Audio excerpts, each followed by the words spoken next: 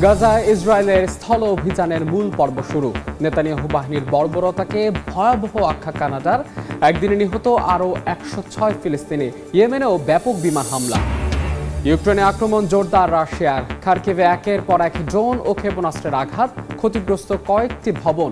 পাল্টা প্রতিরোধের দাবি কিয়েভে। মিয়ানমারের বিদ্রোহী নিয়ন্ত্রিত অঞ্চলে ভোট গ্রহণে অপারগতা ইসির। নির্বাচনে অংশ নিলে কঠোর শাস্তির হুঁশিয়ারি ন্যাশনাল লীগ ফর ডেমোক্রেসির। যুক্তরাষ্ট্রে আলোচিত চার্লি কার্ক হত্যা মামলার শুনানি শুরু। অভিযুক্তের মৃত্যুদণ্ড দাবি। পরবর্তী শুনানি 29 সেপ্টেম্বর। তদন্তে এফবিআই এর ভূমিকা নিয়ে প্রশ্ন।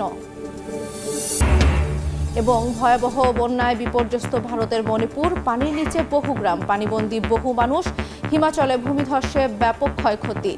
স্থল অভিযানের মূল পর্ব শুরু করেছে ইসরায়েল। স্থানীয় সময় মঙ্গলবার এই তথ্য নিশ্চিত করে ইসরায়েলের সামরিক বাহিনী আইডিএফ। পুরোদমে চলতে থাকা এই আগ্রাসনে একদিনে নিহত হয়েছেন অন্তত 106 জন ফিলিস্তিনি।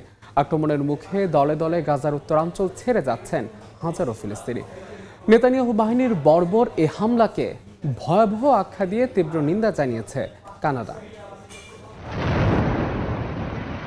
পশ্চিমা বিশ্ব প্রতিনিয়ত গাজায় যুদ্ধ বন্ধ নিয়ে আশার আলো দেখালেও সমান্তরালে কেবলই জোরদার হচ্ছে ইসরায়েলি আগ্রাসন। প্রতি মুহূর্তে গাজার কোনো না কোনো কোণে ধূলিসাৎ হচ্ছে ভবন, প্রাণ হারাচ্ছে অসহায় মানুষ। এর মধ্যেই গাজায় স্থল অভিযানের পরিকল্পনা পুরো দমে শুরুর কথা জানিয়েছে ইসরায়েলি প্রতিরক্ষা বাহিনী আইডিএফ। স্থল অভিযানের এই মূল পর্ব কয়েক মাসব্যাপী চলতে পারে বলে এক বিবৃতিতে জানায় ইসরায়েল। দখলদার বাহিনীর বর্বরতায় অবরুদ্ধ অঞ্চলটিতে একদিনেই হারিয়ে গেছে শতাধিক প্রাণ। জীবন বাঁচাতে দলে দলে উত্তরাঞ্চল ছাড়ছেন গাজার বাসিন্দারা। গাজা সিটি ছেড়ে যেতে বাসিন্দাদের জন্য অস্থায়ীভাবে 48 ঘন্টার জন্য একটি রাস্তা খুলে দিয়েছে ইসরায়েল।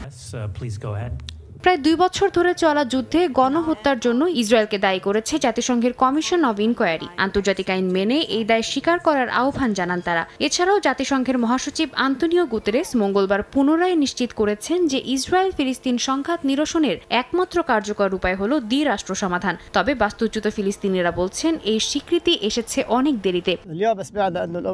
জাতিসংঘকে যত তাড়াতাড়ি সম্ভব আমাদের পাশে দাঁড়িয়ে যুদ্ধ বন্ধ করতে হবে। কোনো শর্ত ছাড়া এই ন্যাক্কারজনক কর্মকাণ্ডের ইতি টানতে হবে। গাজা সিটিতে ইসরায়েলের নতুন স্থল অভিযানকে ভয়াবহ আখ্যা দিয়ে তীব্র নিন্দা জানিয়েছে কানাডা। সামাজিক যোগাযোগ মাধ্যমে দেয়া এক পোস্টে কানাডার পররাষ্ট্র মন্ত্রণালয় জানায় এই আক্রমণ মানবিক সংকটকে আরও তীব্র করবে এবং জিম্মিদের মুক্তি ঝুঁকিতে ফেলবে। পাশাপাশি আগামী সপ্তাহে নিউ ইয়র্কে হতে যাওয়া জাতিসংঘ সাধারণ পরিষদের অধিবেশনে ফিলিস্তিনকে স্বাধীন রাষ্ট্র হিসেবে স্বীকৃতি দেওয়ার ঘোষণা দিয়েছে লুক্সেমবার্গ। এদিকে আন্তর্জাতিক চাপ সামলেও টিকে থাকতে সক্ষম হবে এমন একটি স্বনির্ভর অস্ত্রশিল্প গড়ে তোলার ঘোষণা দিয়েছেন ইসরায়েলি প্রধানমন্ত্রী বিনিয়ামিন নেতানিয়াহু। এছাড়াও জাতিসংঘ সাধারণ পরিষদে ভাষণ দেওয়ার পর আগামী 2 সপ্তাহের মধ্যে প্রেসিডেন্ট ডোনাল্ড ট্রাম্পের আমন্ত্রণে ওয়াশিংটন সফরে যাওয়ার কথা জানান তিনি। ইয়েমেনের অন্যতম গুরুত্বপূর্ণ সমুদ্র বন্দর হোদেইদাতে ব্যাপক হামলা চালিয়েছে ইসরায়েল। স্থানীয় সময় মঙ্গলবার বন্দরটি লক্ষ্য করে একের পর এক বিমান হামলা চালানো হয়। হামলার কয়েক ঘন্টা আগে হোদেইদা থেকে বেসামরিক নাগরিকদের সরে যাওয়ার নির্দেশ দেয় ইসরায়েল। এরপর বিমান থেকে ক্ষেপণাস্ত্র ও বোমা ফেলা হয়। হামলার সত্যতা নিশ্চিত করে ইসরায়েলি প্রতিরক্ষা বাহিনী জানায় হোদেইদা বন্দর থেকে ইরানি অস্ত্র পরিবহনের কাজে ব্যবহার করে আসছে হাউথি বিদ্রোহী। এসব অস্ত্র ইসরায়েলের বিরুদ্ধে ব্যবহার করা হয় বলেও দাবি তেল আবিবের। জবাবে ইসরায়েলি ভূখণ্ড লক্ষ্য করে হাইপারসনিক ক্ষেপণাস্ত্র হামলা চালিয়েছে ইয়েমেনের হাউথি যোদ্ধারা। তবে এতে কোনো ক্ষয়ক্ষতির খবর পাওয়া যায়নি। রাশিয়া ও বেলারুশের সেনাদের অংশগ্রহণে শুরু হয়েছে জাপাত 2025 যৌথ কৌশলগত মহড়া। 2022 সালের মহড়া শেষে ঘরে না ফিরে বেলারুশের মাটি ব্যবহার করে ইউক্রেনে হামলা চালিয়েছিল রুশ সেনারা। তবে মস্কো ও মিনস্কো জানিয়েছে এবারের মহড়া পুরোপুরি প্রতিরক্ষামূলক। যুক্তরাষ্ট্র, তুরস্ক ও হাঙ্গেরি সহ 23টি দেশের সামরিক প্রতিনিধিদের এই মহড়া পর্যবেক্ষণের জন্য আমন্ত্রণ জানানো হয়েছে। বিস্তারিত মীর ফজলে রাব্বির ডেস্ক রিপোর্টে।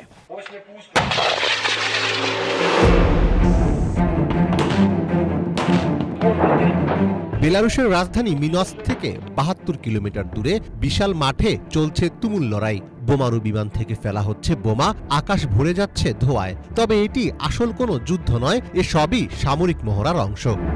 রাশিয়া ও বেলারুশের সৈন্যদের অংশগ্রহণে শুরু হয়েছে জাপাত 2025 যৌথ কৌশলগত মহড়া। এই ধরনের মহড়া প্রতি 4 বছর পর পর অনুষ্ঠিত হয়। 2022 সালে এই মহড়ায় অংশ নিয়েছিল 2 লাখ সেনা। এবছর মহড়ায় সেনা সংখ্যা কম হলেও আয়োজন ছিল জাঁকজমকপূর্ণ।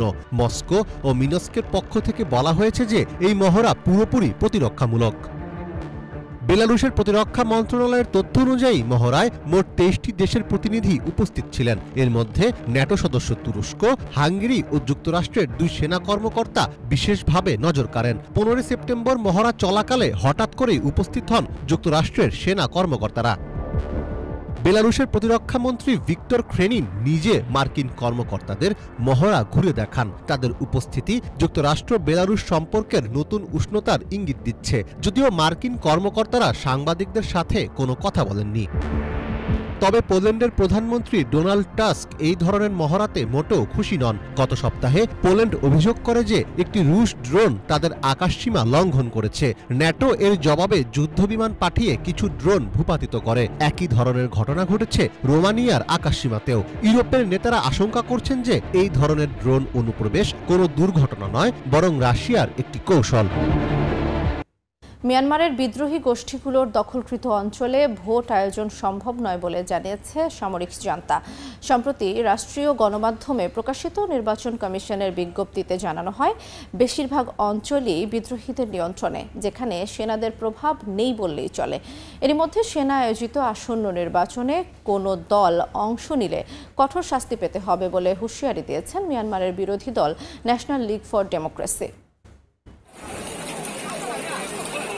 2021 সালে মিয়ানমারের অভ্যুত্থানের পর জান্তা বাহিনীর দমন পীড়নের শিকার হন দেশটির হাজার মানুষ। আটক করা হয় 10,000-এর বেশি। সহিংসতার জেরে গৃহহীন হন লাখ লাখ বাসিন্দা। এমন প্রেক্ষাপটে আসন্ন নির্বাচনী রোডম্যাপ শুধু কর্তৃত্ববাদ স্থায়ী করার পথ বলে অভিযোগ করেছে আন্তর্জাতিক শ্রমিক সংগঠনগুলো। সম্প্রতি এক বিবৃতিতে তারা জানায়, আসন্ন নির্বাচন সামরিক শাসন টিকিয়ে রাখার কৌশল। সম্প্রতি জান্তা সেনারা তাদের প্রশাসনিক সংস্থার নাম পরিবর্তন করে state security and piece commission রাখলেও আন্তর্জাতিক দায় এড়ানো যাবে না বলেও সতর্ক করা হয়।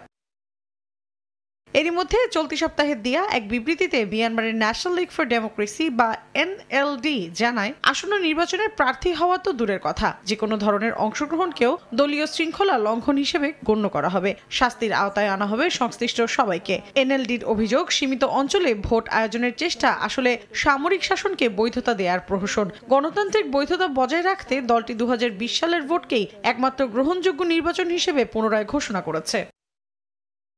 এদিকে চলমান গৃহযুদ্ধ আর বিদ্রোহী গোষ্ঠীগুলোর দখলকৃত অঞ্চলে ভোট আয়োজন অসম্ভব বলে জানিয়েছে সামরিক জান্তা। সম্প্রতি রাষ্ট্রীয় গণমাধ্যমে প্রকাশিত নির্বাচন কমিশনের বিজ্ঞপ্তিতে বলা হয়, নিম্নকক্ষের 56 এবং উচ্চকক্ষের 9 আসনে ভোট হবে না। কমিশনের ভাষায়, এলাকাগুলো সুষ্ঠু নির্বাচন আয়োজনের উপযোগী নয়। অঞ্চলগুলোর বেশিরভাগই বিদ্রোহীদের নিয়ন্ত্রণে, যেখানে সেনাদের প্রভাব প্রায় নেই বলেই জানা গেছে।